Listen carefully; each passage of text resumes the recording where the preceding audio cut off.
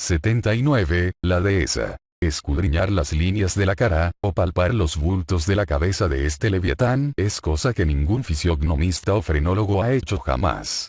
Tal empresa parecería casi tan poco prometedora como lo habría sido para Lavater escudriñar las arrugas del peñón de Gibraltar, o para Gall subir en una escalerilla a manosear la cúpula del Panteón.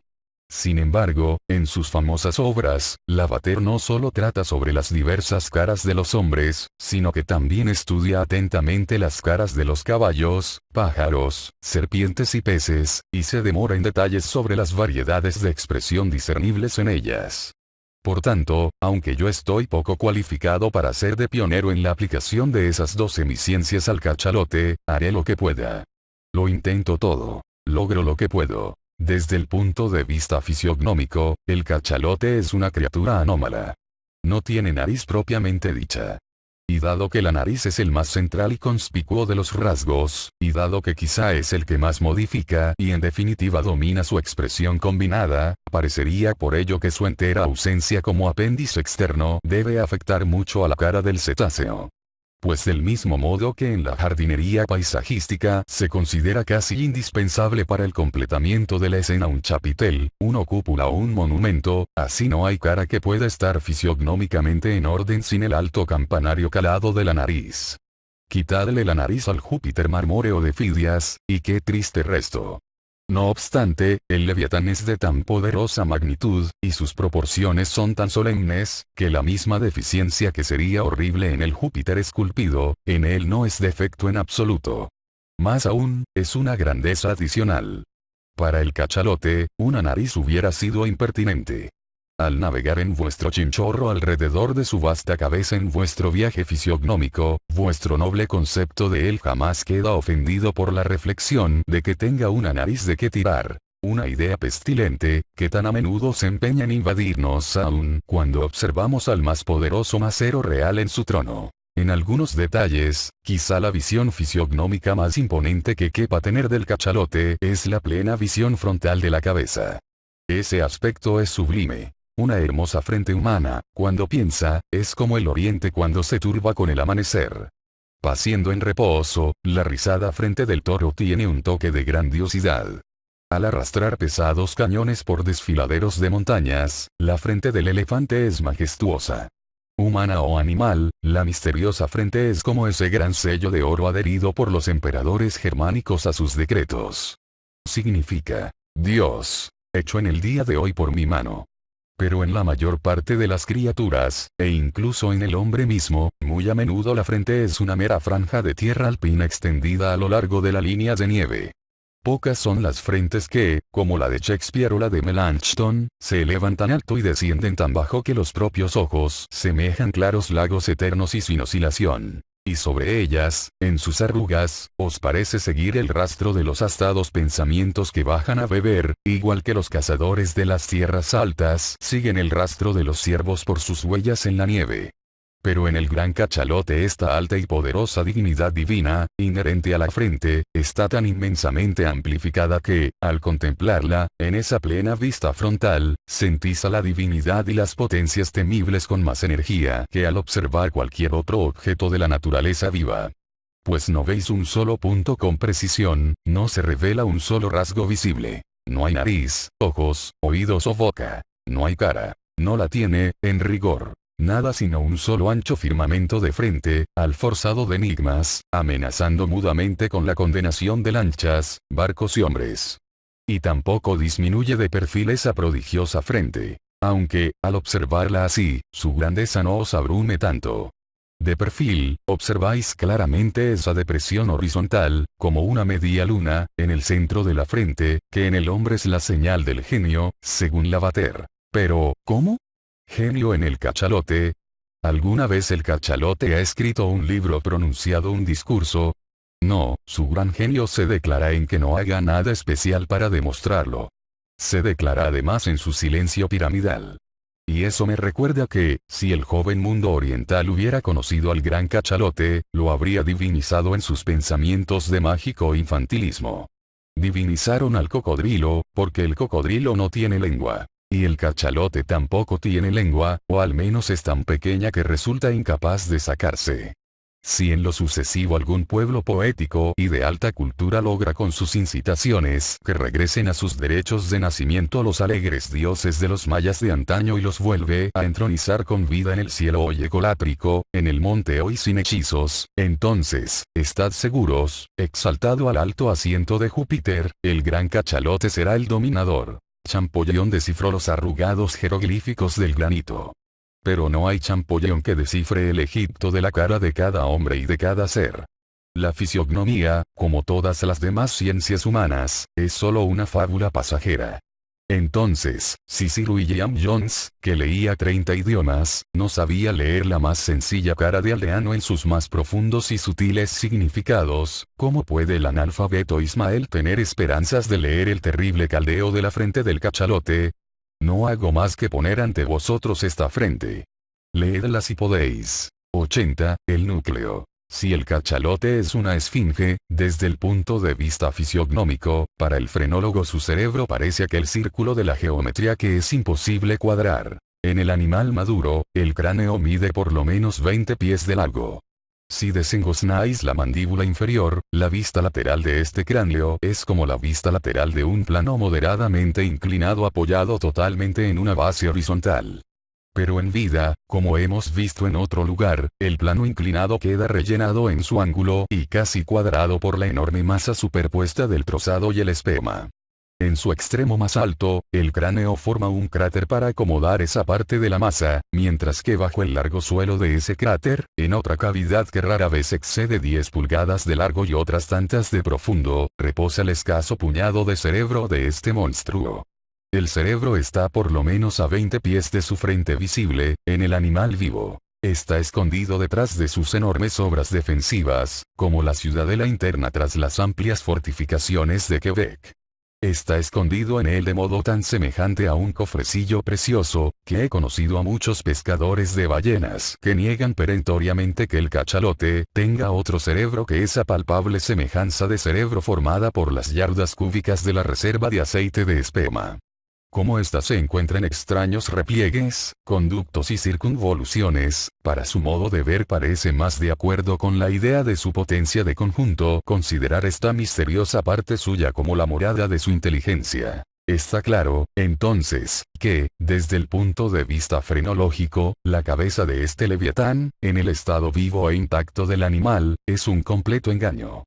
En cuanto a su verdadero cerebro, no podéis ver indicaciones suyas, ni sentirlas.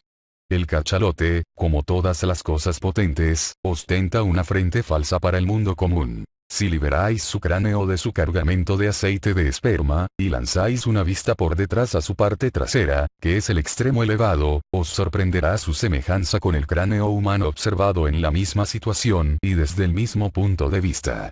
En efecto, colocad este cráneo vuelto del revés, reducido a la escala de la magnitud humana, entre una bandeja de cráneos humanos, e involuntariamente lo confundiréis con ellos. Y al observar las depresiones en una parte de su cima, diríais, en lenguaje frenológico, este hombre no tenía estimación de sí mismo, ni veneración.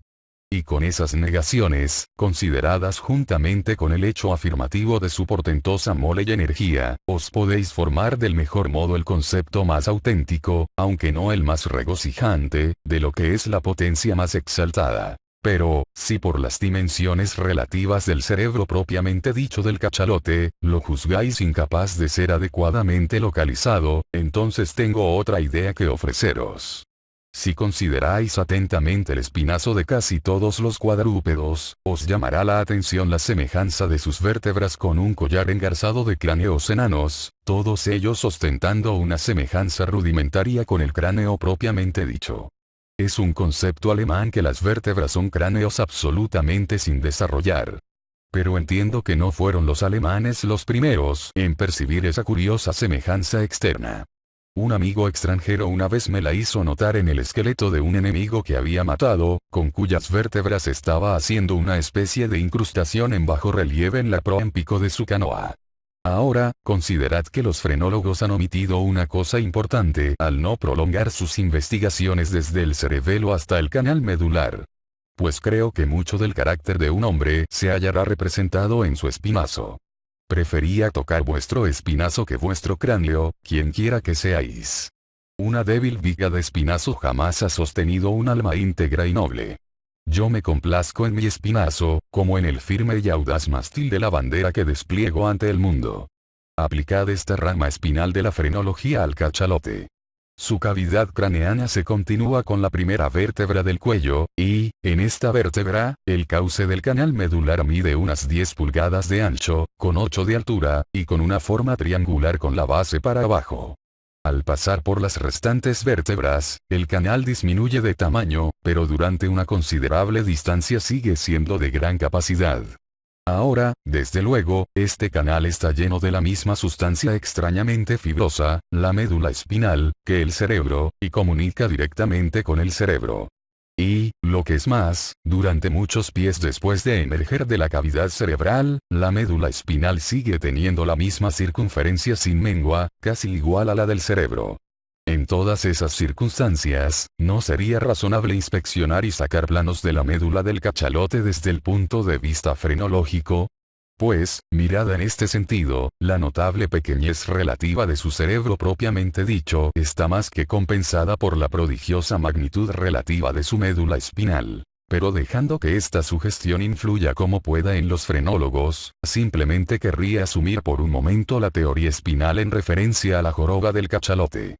Esta augusta joroba, si no me equivoco, se eleva sobre una de las vértebras mayores, y por tanto es, en cierto modo, su molde convexo exterior. Por su situación relativa, entonces, yo llamaría a esta alta joroba el órgano de la firmeza y la indomabilidad en el cachalote. Y que el gran monstruo es indomable, todavía tendréis razones para saberlo. 81. El Pequod encuentra al Virgen. Llegó el día predestinado y, como era debido, encontramos al barco Jungfrau, capitán de Rick de Bremen. Antaño los principales pescadores de ballenas del mundo, ahora los holandeses y los alemanes están entre los menos importantes, pero, acá y allá, a intervalos muy amplios de latitud y longitud, todavía se encuentra de vez en cuando su bandera en el Pacífico. Por alguna razón, el Jungfrau parecía muy deseoso de presentar sus respetos. Todavía a cierta distancia del Pequod, orzó, y arriando un bote, su capitán fue impulsado hacia nosotros, situándose impacientemente a proa, en vez de ir a popa. ¿Qué lleva ahí en la mano?, gritó Starbuck, señalando algo que el alemán llevaba balanceando. Imposible. Una alcusa. No es eso, dijo Stubb. No, es una cafetera, señor Starbuck. Viene acá a hacernos el café, ese alemán. ¿No ve la gran lata que tiene al lado? Es agua hirviendo. Ah, está muy bien, ese alemán. Quite allá, exclamó Flask, es una alcusa y una lata de aceite. Se le ha acabado el aceite y viene a pedir. Por curioso que parezca que un barco aceitero pida prestado aceite en zona de pesca, y por mucho que contradiga al revés al viejo proverbio de llevar carbón a Newcastle, a veces ocurre realmente semejante cosa. Y en el caso presente, el capitán de Rick llevaba sin duda una alcusa, como había dicho Flask. Cuando subió a cubierta, a Abe se le acercó repentinamente, sin fijarse en absoluto en lo que llevaba en la mano, pero el alemán, en su jerga rota, pronto evidenció su completa ignorancia sobre la ballena blanca, dirigiendo inmediatamente la conversación hacia su alcusa y su lata de aceite, con algunas observaciones sobre que, por la noche, tenía que meterse en su hamaca en profunda oscuridad, porque se había acabado su última gota de aceite de Bremen, y todavía no habían capturado un solo pez volador para suplir la deficiencia. Y para terminar sugirió que su barco estaba lo que en la pesca de ballenas se llama técnicamente limpio, esto es, vacío, muy merecedor del nombre de Jungfrau, virgen. Remediadas sus necesidades, Derrick se marchó, pero no había alcanzado el costado de su barco cuando se anunciaron ballenas desde los masteleros de ambos barcos, y tan ansioso estaba Derrick de persecución, que, sin detenerse a dejar a bordo la lata de aceite y la alcusa, hizo virar la lancha y se puso a seguir a las alcusas leviatánicas. Ahora, como la casa se había levantado a sotavento, él y las otras 3 lanchas alemanas que de pronto le siguieron llevaban considerable ventaja a las quillas del Pequod. Había 8 ballenas, una manada mediana. Conscientes de su peligro, marchaban todas en fondo con gran velocidad, derechas por delante del viento, rozando sus costados tan estrechamente como tiros de caballos enjaezados. Dejaban una estela grande y ancha, como si desenrollaran de modo continuo un ancho pergamino sobre el mar. Dentro de esa rápida estela, y a muchas brazas detrás, nadaba un viejo macho, grande y jorobado, que, por su avance relativamente lento, así como por las insólitas incrustaciones amarillentas que crecían sobre él, parecía sufrir ictericia o alguna otra enfermedad. Parecía dudoso que esta ballena perteneciera a la manada de delante, pues no es corriente en tan venerables leviatanes ser sociables. No obstante, se mantenía en su estela, aunque indudablemente su reflujo debía retardarle, porque el hueso blanco o marejada ante su ancho morro se rompía como la onda que se forma cuando se encuentran dos corrientes hostiles.